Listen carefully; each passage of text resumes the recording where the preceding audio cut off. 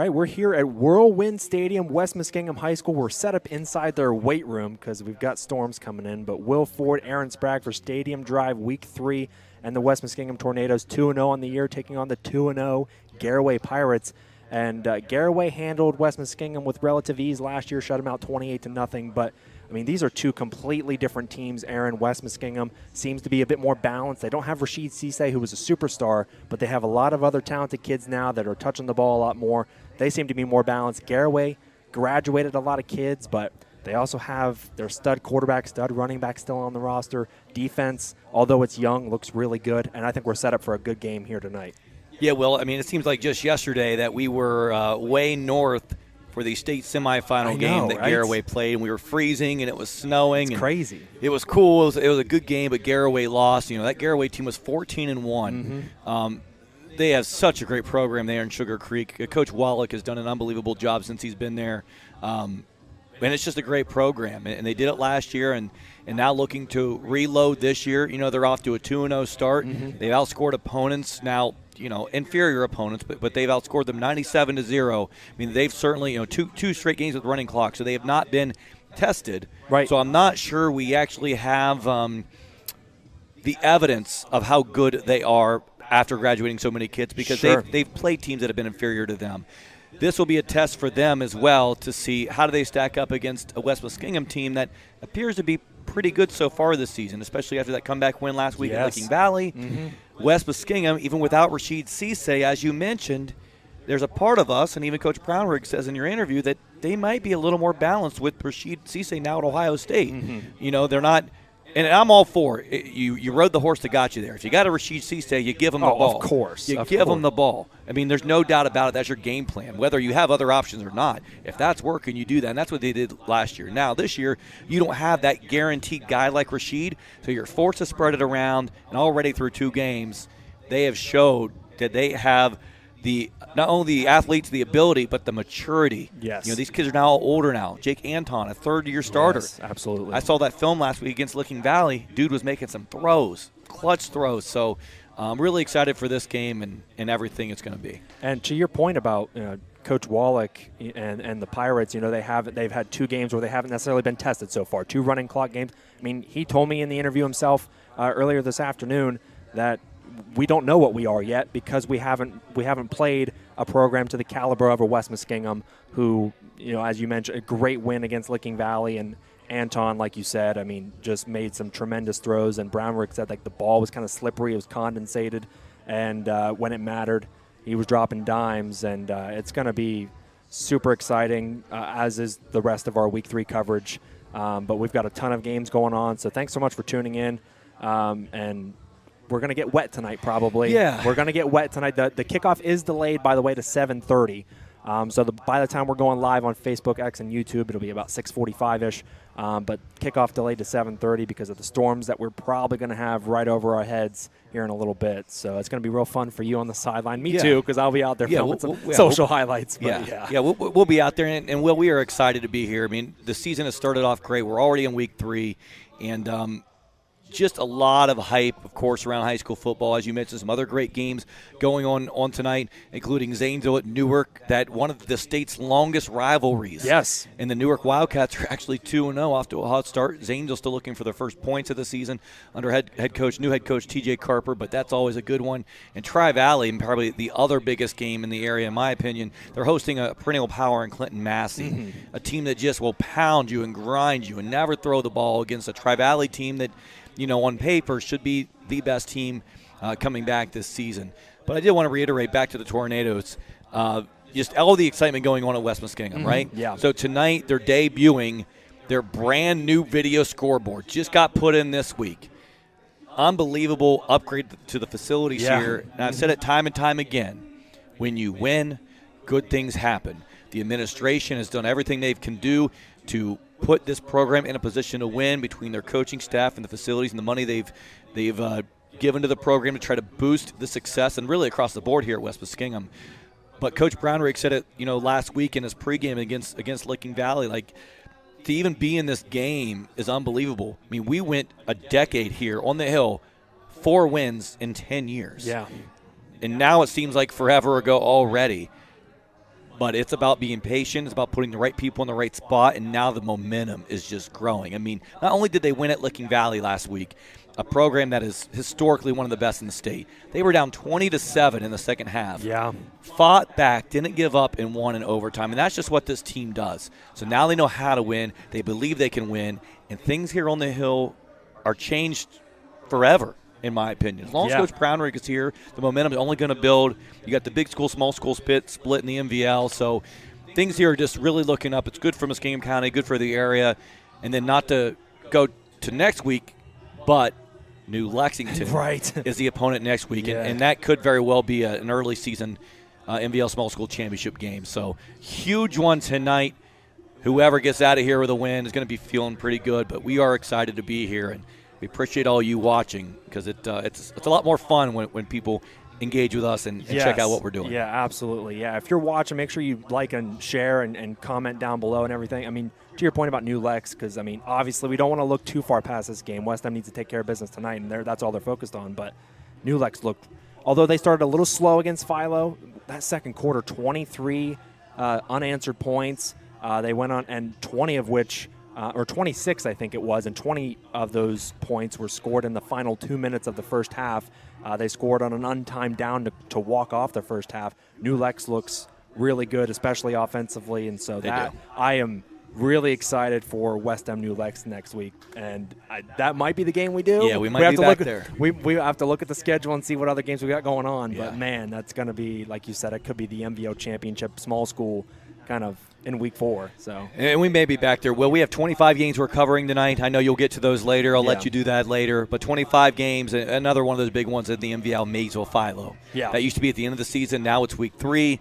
Two pretty decent rivals and two teams. Philo looking for their first win. Maysville got their first win last week against Lakewood, but still both teams trying to find their footing. That game's going on down in Duncan Falls tonight. Yeah. So, but a lot of games on the slate. We'll fill you in later, but we really appreciate you watching and excited to be here tonight. Yeah, let's hop into one of our 2 interviews tonight. We're going to start with the visiting Garaway Pirates and head coach Jason Wallach. We're talking about this 2-0 start, shutting out both opponents. And this young defense, only 2 starters returning from the defense that he had last year, that Final Four run. Just talking about those guys gelling together and what pieces he needs to kind of step up and step in so that way this team can be the team that it was last year or maybe even better. But here's head coach Jason Wallach, Stadium Drive Week 3, live on Facebook, X, and YouTube. Thanks for being here.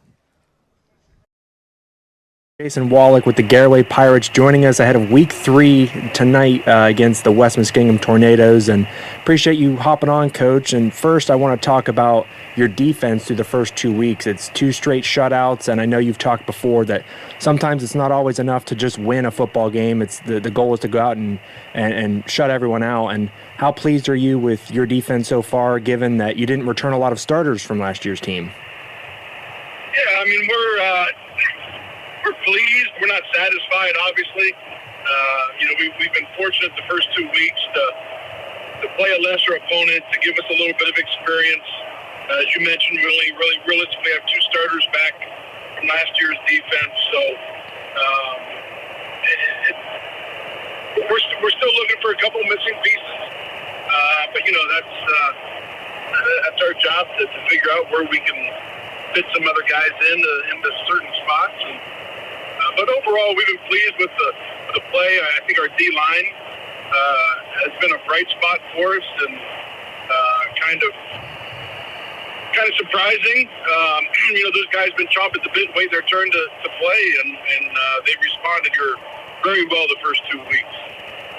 Now, Dylan Sunland, over 100 yards. He found the end zone 3 or 4 times. And, I mean, we've talked about how special he is before. But, I mean, like, for a guy of his size to be as small as he is, but he's just such a physical runner. And, obviously, when he gets in space, he can run away from guys, too. I mean, like, what is it about him? Because it's not often you see guys of his size, especially at the high school level, be that successful running the football between the tackles, outside the tackles, and just how good he is as a player. Yeah, Dylan is a special kid. He is our strongest kid, even though he's our smallest kid. He is actually our strongest kid on the team. He's very quick. He runs very well behind his pads. He runs a lot bigger than he is, for sure. And but at the same time, he's patient.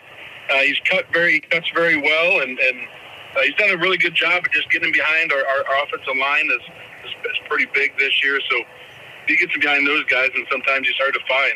So, but he's just a special kid from the off season all the way through, and he's one heck of a football player as well. But he's just a determined hard worker and a great leader for us.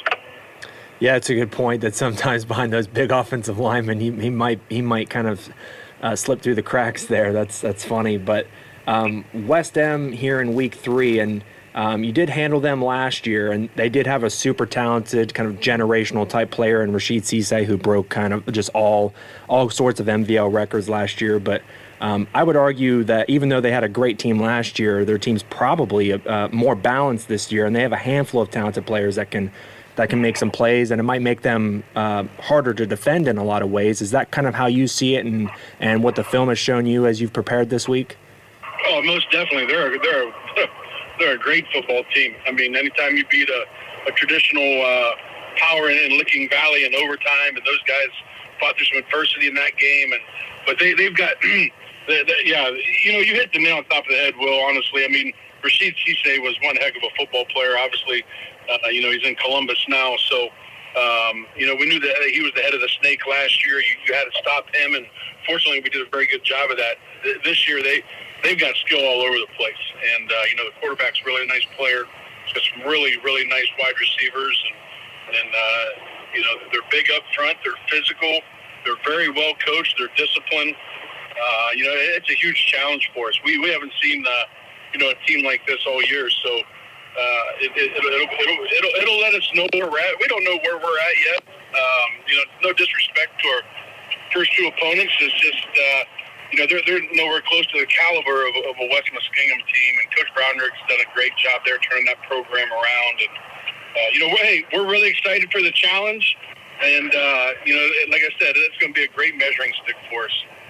Yeah, and you mentioned their quarterback, Jake Anton, who I feel like is just, over the last year, especially through the first 2 weeks, he's just looked rock solid. And they struggled with some conditions last week with the football. Like, it was just a little wet. The football was a little slippery, but he made some big throws when it counted. And, I mean, when you look at the film with him, I mean, how do you make him uncomfortable? Because some quarterbacks, they do well when they're pressured. Some, if they've got to make a play on their own and the coverage is good downfield, maybe they struggle with that. I mean, what is it in your eyes that your defense has to do to just make life difficult for Anton to find receivers downfield, especially in those, big third downs, maybe late in the game, you need a big throw to go win the game. What do you do?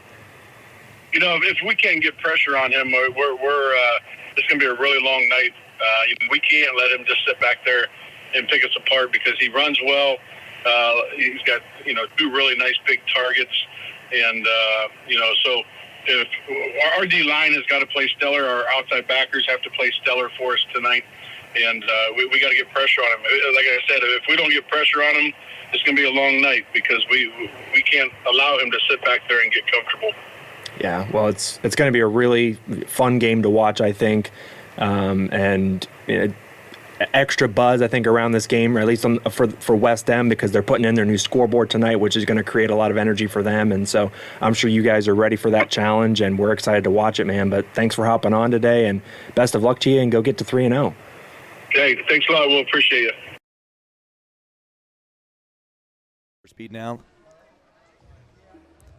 Dylan Sunland, the lead back for Garaway, a huge week last week against Waynedale, 128 rushing yards, 4 touchdowns, and the smallest guy on the field, without a doubt, most of the time. And he's small, but he's mighty, and he gets it done for the Garaway Pirates. And looking to have you're probably going to have a big game tonight because it is raining, it's pouring, it's going to be, it looks like, and he'll probably get a lot of touches, but.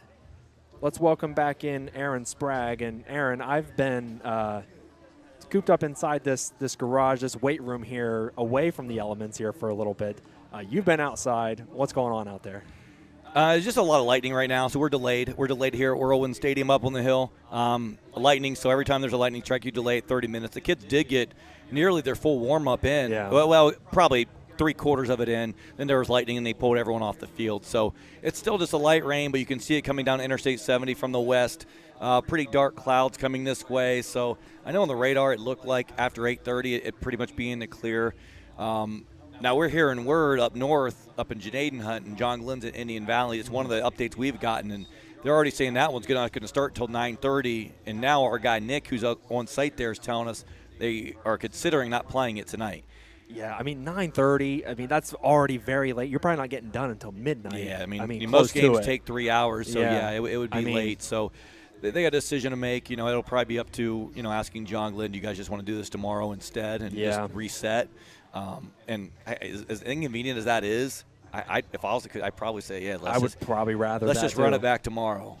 So that's what we're dealing with. I think we're going to be okay here. If you check as long as the radar holds up after 8:30, but both teams were getting loose, and both teams, like we mentioned, veteran teams used to winning, and they were out there just doing their thing, just ready to play football. Good crowd here already on hand at the stadium, and can't talk enough. I was talking to one of the board members earlier here at West Muskingum, just how great the facilities are now. Yeah. How much of an upgrade this happened in the last few years, and like I mentioned earlier in the show, it comes back to the magic of winning. Mm-hmm. It's really just a thing. And a lot of people talk about, we need this for education, we need this.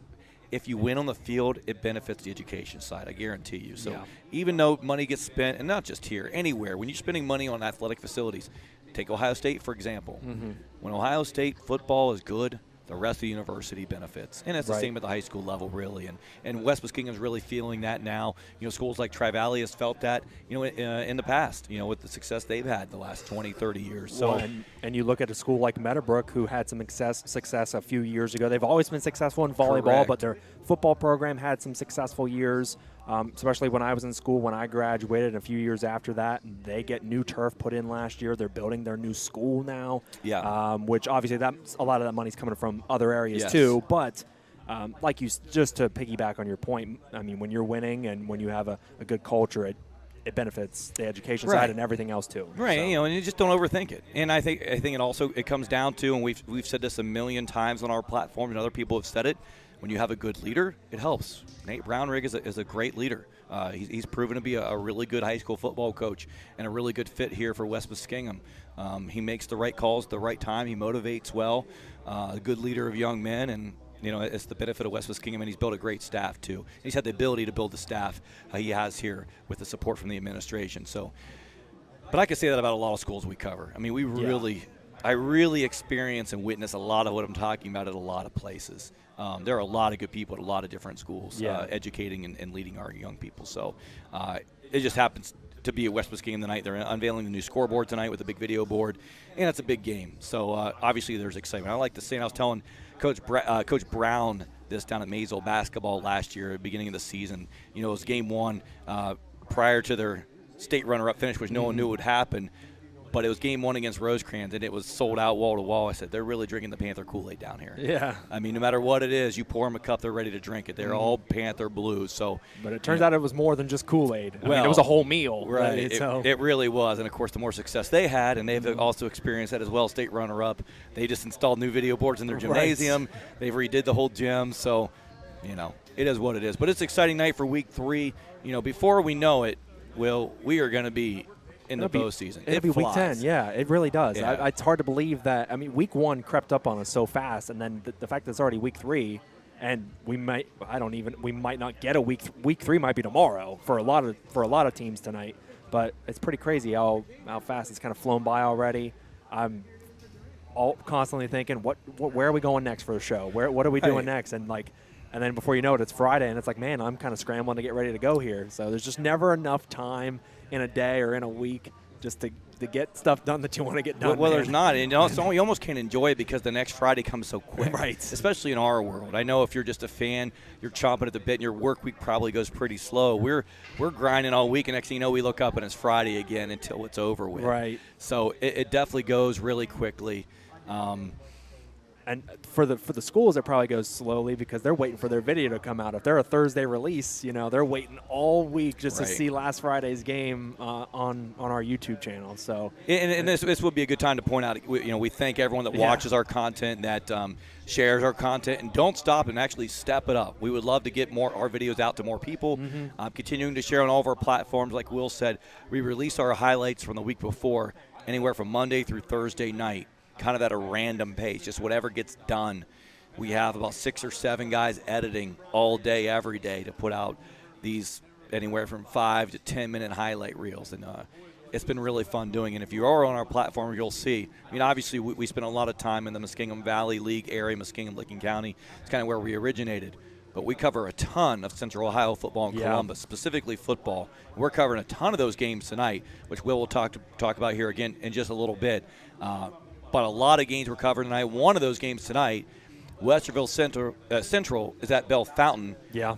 And Bell Fountain has a guy you may have heard of if you're a fan of Ohio State football named Tavian St. Clair, the number 1 ranked player in the class of 2025 in the entire country, the quarterback for the Chieftains going to Ohio State next year. So we'll be there filming that game, capturing Westerville Central's perspective, but certainly Tavian St. Clair will probably sneak his way into a couple of those clips. Oh, my gosh, yeah. And the thing I want to point out, too, is that our highlights, they're not just highlights. I think of them as like a cinematic experience. Like you're watching a movie. There's a build-up. There's a story to be told. And I think that's the value that we provide.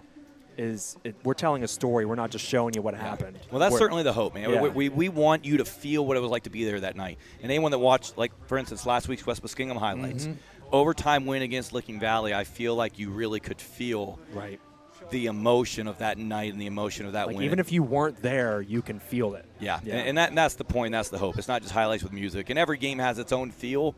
If it's a blowout, there's only so much you can do to make it feel larger than life. But if it's a battle, like the Orange Westerville North game last week was a shootout with 2 Division I talented teams. That was a good one to watch for sure. Yeah.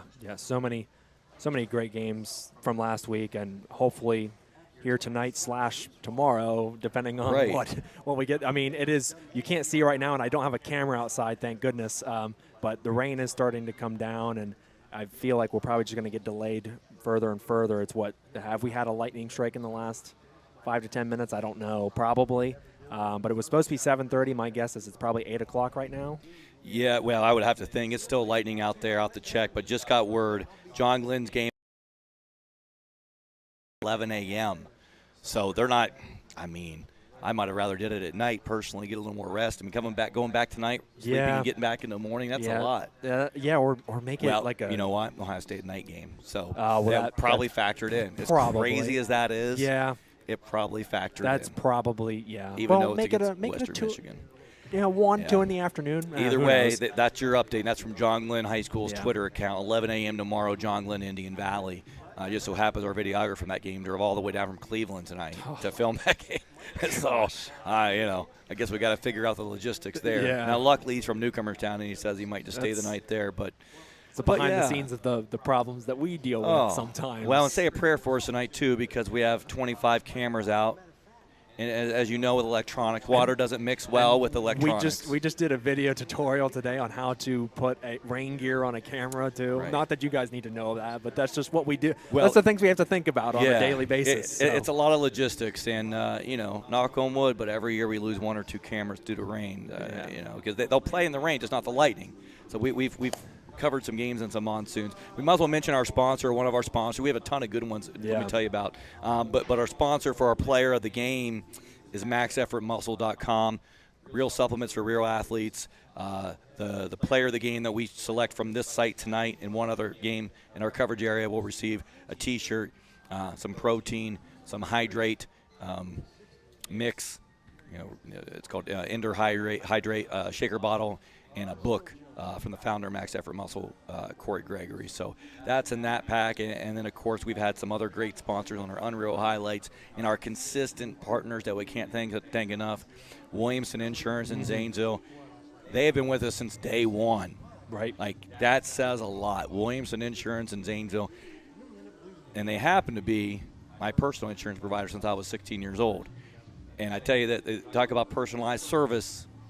If you're having issues somewhere else, you're not going to find a better insurance company or agents than at Williamson Insurance. I mean, I'm calling them direct, getting answers to questions and having issues, and have never had an issue. Another mainstay sponsor of ours is the Community Bank here in Zanesville and Muskingum County surrounding areas. They've been unbelievable for us, both in helping us finance some of our ventures, right, and of course supporting the local communities and allowing us to do the highlights at the price that we're able to do them, thanks to them. And from a local banking perspective, again, it's a really good asset to our community.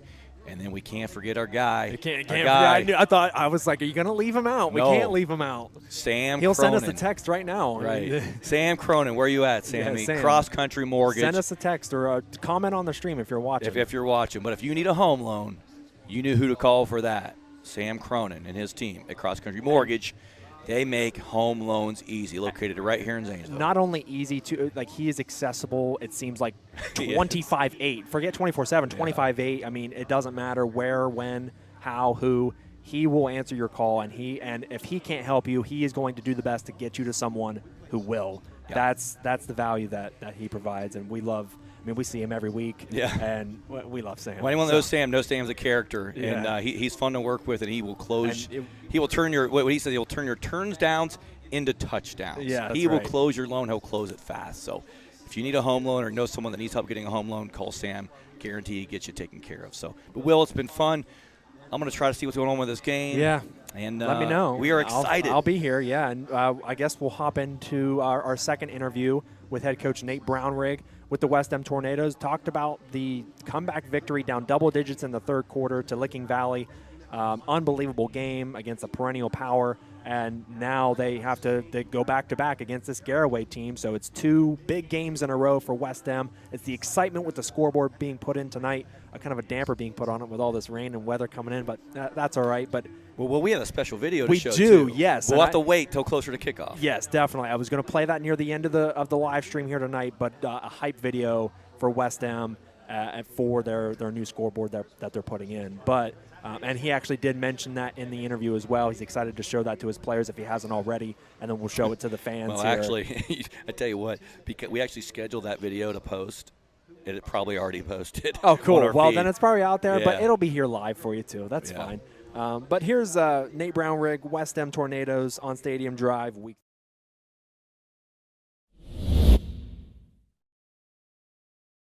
Well, head coach Nate Brownrigg from West End Football joining us on Stadium Drive for week 3, taking on the Garaway Pirates. And thanks for being here, coach. Really appreciate it. But I want to go back to the week 2 win to start the show today. Just talk to me about that comeback, because you were down double digits in the third quarter. You're forced overtime. And obviously it wasn't pretty, but how were your guys able to just come through and get that game, get it done in overtime? I think we talked all week about what kind of opportunity it was to go play in Licking Valley, and how, especially week 2, going into that kind of environment. It was essentially playoff atmosphere week 2, and a big opportunity for the program. The success that we've had the last couple of years, the big opportunities our guys have had. We still hadn't really up till last Friday, beat a perennial successful program team. And so that was one of the things on our guys' radars. And I think that we were able to come back the way that we did because our guys stayed together. They kept composure. They kind of stayed relentless and kind of leaned on each other, leaned on the work that they put in the off season and in the preseason. And we had an awesome week of preparation last week. And so I think our guys are ready to go. And, at the end of the day, it came down to one play at a time. There wasn't, really one guy that, kind of had to do everything for us. There's a bunch of guys that made some really big plays. Jake made some awesome throws offensively on a night that the ball was tough to deal with from a, condensation and sweat and all that kind of stuff going on. Carter Smith made a couple big catches and runs for us. Wes Houston and Carter Smith, Carter Windland, carried the load offensively, played really physical. Connor Hill came back after an injury. He missed all summer because of a broken foot and was able to make a couple really big plays. And then defensively, I think it was just, guys doing their jobs and relentless pursuits of the ball, and it just kind of chipped away and we're able to come out on top.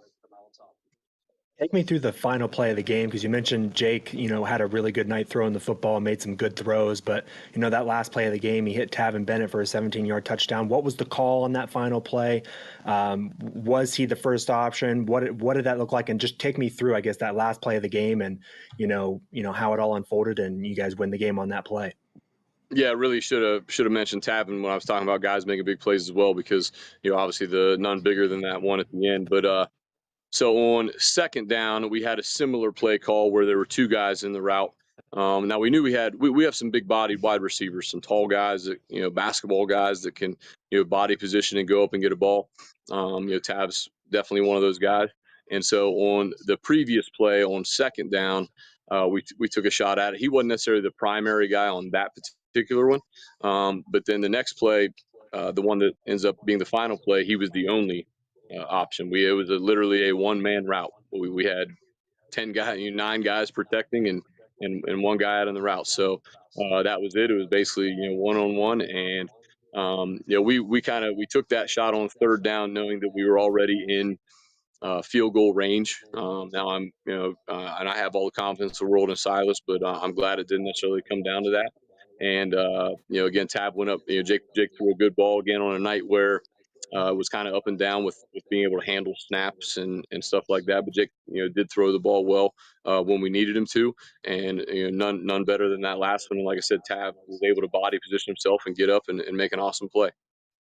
Yeah, no, you got Garaway coming up in week 3, and they have just been the cream of the crop in the IVC. It seems like forever. 3 straight 10-0 seasons. Of course, they made it to the Final Four last year. It's the best year they ever had last year. But they graduated a lot of talent. They still return their star quarterback, their star running back, but they're kind of starting like an entirely new front seven defensively because they had a lot of guys graduate.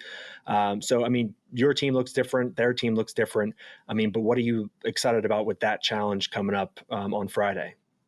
Oh, like you said, it's really kind of a second week in a row where we have the opportunity to play in a really big game early in the year. Again, there's not a lot of games around the state, I don't think, in week 3 that have this kind of playoff implications and points at stake. And in reality, the way we approach things is our number one goal is to compete for the MVL title each year. And so the cool thing is these last week and this week have no bearing on that. However, they do have a big impact or possible impact on the bonus season, the playoffs. And so again, that's not lost on our guys. Our guys are aware of what our region looks like, and so to give ourselves the best seating and positioning that we can is important. And then again, it's just another week where we get a chance to play a program that has had a ton of success, a program that I think Licking Valley, ourselves, Garaway, the Sheridans, the Tri-Valleys, all kind of work the same way. I mentioned to our guys in our pregame last week about how good football programs are all built on the same things. Now we all may word them differently. Like we say Storm here, Sheridan says RMA. Everybody has their own thing, but it's basically effort, attitude, and toughness. And so I think that's going to be the same this week. Those things are what Garaway's built on and it's had a ton of success with. And so it's going to come down to being able to execute the game plan on both sides of the ball, and then being able to stand up and kind of embrace the pressure of a big moment in the game. And again, our guys were able to do that last week, and so I feel really good about where we are right now as a team and chemistry and all that kind of stuff. And so just really excited for the opportunity. Home opener, new scoreboard going up as we speak, kind of being wrapped up. So should be another cool atmosphere and exciting time for us. Yeah, no, that's really exciting. Now, although you don't have a guy like Rashid still on the roster, who was a generational talent, obviously. I mean, you still have a lot of really talented kids though that are tough, physical, talented, like I said. But I would argue you're probably more balanced of a team this year than maybe you were last year. It maybe makes you more well equipped to take on this Garaway team. Is that kind of how you see it? Yeah, and I think you and I discussed in the preseason meeting how you can't replace a guy like Rashid, and really as a coach, I'm definitely not going to say things are easier, but they're different because last year with a guy like Rashid, the constant thought is like how do we get him the ball? Like, so where do we need to move him around, to get the ball in his hands, because he's obviously going to be able to do something with it. And now, we have a ton of guys that I think all of them can make big plays. We showed it on the last 2 weeks that I do think it hopefully makes us a little harder to prepare for, because you don't have that one dude you can key in on like Rashid last year. Now, fortunately, in 10 of our 12 games last year, everyone in the stadium knew Rashid was getting it, and they couldn't stop him anyway. And this year, again, hopefully that's a little different and it does make us harder to deal with. And our guys have really bought into that unselfish culture that we try to preach, and they're excited for each other, excited for each other's opportunities, and all of them are up to this point really stepping into that role and making the most out of those opportunities. How excited are the guys to see this scoreboard on Friday when it gets put in, and home opener, that environment, and just the excitement of the scoreboard being put in? Yeah, it's one of those things that things have changed up here on the hill a lot in the last 5-6 years. Began with the turf project 5 years ago, and the kind of cleaning up of some areas up here. The scoreboard is just another addition to that, and I think it's going to add a lot to the game day atmosphere. Had you guys make an intro video for us that I'm excited to show the kids tonight, before we go out, because it'll be something that plays with that they won't be able to see. And I think you guys did an awesome job with that, like always. So really excited about that. And then just it's also something, as far as the school goes, that some of our students are getting involved in. They're making graphics for the scoreboard, and they're come down and show me, some kids that don't play football even come down and show me some of the things that they're making and are excited about. And it's been a really fun thing so far, and I think it's going to be awesome. That's cool. We're excited to see what it looks like tomorrow, and we're excited for what should be a great game. But thanks for hopping on today, Coach, to hype up this game. Best of luck to you, and hopefully you get back-to-back, big-time wins against big-time programs. Absolutely. We appreciate it. And in that comeback win for West M over Licking Valley in overtime, 26-20, Carter Winland, 20 carries, 72 yards, a touchdown, and on the defensive side of the ball recovered 2 fumbles. And Jake Anton, just above 50% passing in those sort of wet conditions with the condensation on the football, but made big throws when it counted the most, especially that one at the end of the game to win it, 180 yards passing, 2 touchdowns. And West Muskingum, probably the biggest win that they've had over the last couple of years, just against a perennial power in Licking Valley, who's traditionally just been so good as a program. But we'll get ready to take you through some other games that are going on in the area here tonight. And again, we are delayed as of right now. Still lightning, still raining a little bit here at West Muskingum High School, and my guess is probably around 8 o'clock-ish. It seems like for right now, I don't even know what time it is right now, 7:23, so yeah, probably 8 o'clock, but we'll see. John Glenn in Indian Valley did get rescheduled for tomorrow morning at 11 a.m., so I'm sure there might be a handful of games in the area that might be experiencing those lengthy sort of delays, and so we'll kind of keep you posted. I'm inside this weight room right now, West M's weight room, so I'm not out in the elements, and I don't see what's going on, and I don't hear the PA when they announce these sort of updates. So if someone pops in and lets me know, amazing, and we'll keep you updated as much as we can on if this game gets started at 8 o'clock, or if it delays even further, or if it gets canceled altogether. We'll find out. But let's take you through some games that are going on in the area. We'll start in Central and Western Ohio, and we've got Centerville playing host to Carmel out of Indiana, St. Ignatius at Dublin Kaufman, Scioto 0-2 at Thomas Worthington. Huge game in the OCC. Olentangy Liberty and Gahanna, and Liberty knocked off defending champion Glenville, defending champions of Division 4 last week in Week 2, and they have 30 seniors on their squad, 31 seniors I think to be exact, and they are just absolutely loaded, and Gahanna returning some talent, and they have been a powerhouse, but they did lose a low-scoring affair in Week 2, 8-7 last week. Then we have Grandview Heights and Northridge. Granville playing host to Johnstown Monroe. Centennial will travel to Hamilton Township. Davidson against Dublin Jerome. Jonathan Alder at Bloom Carroll. Olentangy Berlin will host New Albany and the Eagles. Westerville South at Olentangy. Olentangy Orange, first-year head coach Wes Schrader with the Pioneers. Just looks so good offensively. They're going to Hilliard Darby. Upper Arlington, Justin Buttermore, and their outstanding defense. The passing game got going last week, too. They go to Reynoldsburg, and then Aaron mentioned this earlier in the show, Westerville Central at Bell Fountain, featuring an Ohio State commit at quarterback, and that's going to be electric to watch as well. Assuming all of these games that I've mentioned get played tonight and whatnot. But let's go to the other side of our coverage, East and Northeastern Ohio. So obviously the game here tonight, Garaway and West M on the right side of your screen, second from the bottom. But Dalton will take a trip to Mogador. Ridgewood and Carrollton will go to battle. Uniontown Green will host Talmadge. Indian Creek at Union Local. John Glenn, Indian Valley, like I mentioned a few minutes ago, that is postponed until tomorrow. They're not going to play that game tonight. It was delayed up until like 9 or 9:30, and then they just decided to call it. So John Glenn will make a trip back up to Indian Valley, Janeda Hutton, tomorrow at 11 a.m. for that game. Maysville at Philo, we talked about that rivalry earlier in the show as well. And that's traditionally a game that's played, weeks 8, 9, or 10 in the season. But now early season rivalry game there for Maysville and Philo.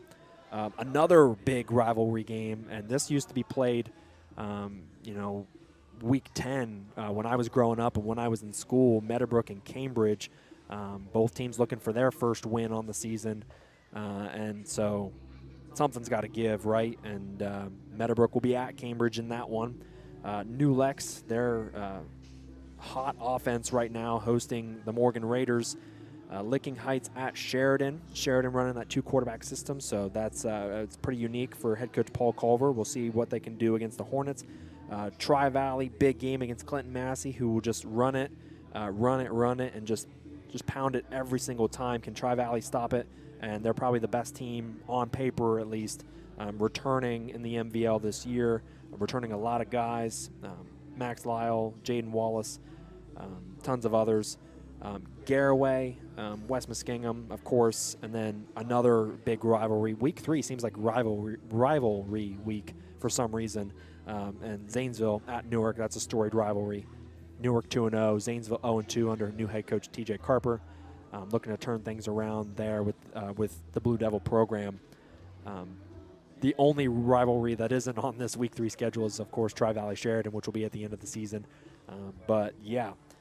So those are the games going on around our coverage here tonight, and we're really looking forward to it. But, I mean, it would be great if we can kind of get out of the rain so we can play some football, right? I mean, that would be fun.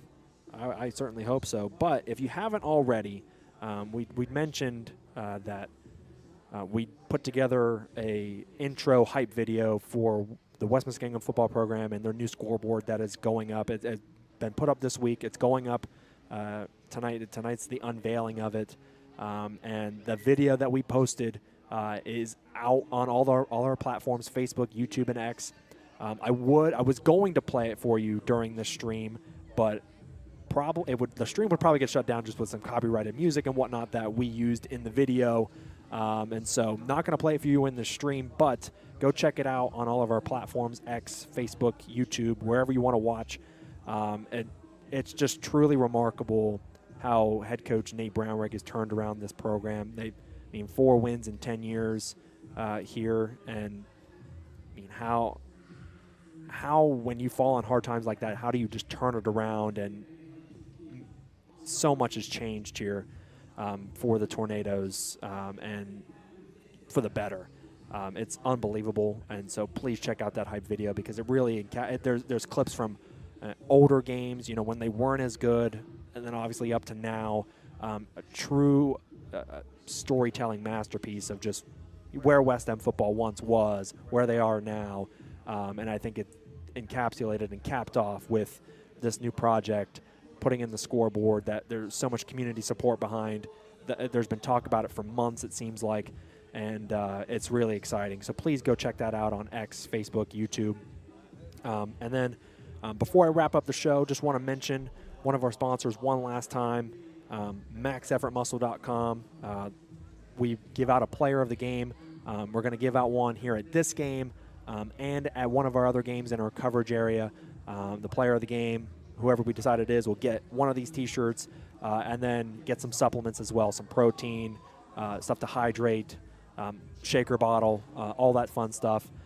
So for West End Garaway, leave a comment down below, whether you're watching X, Facebook, YouTube. Leave a comment who you think is going to win the game, first of all, and then who you think should win who you think will win the Max Effort Muscle player of the game for West Muskingum Garaway tonight.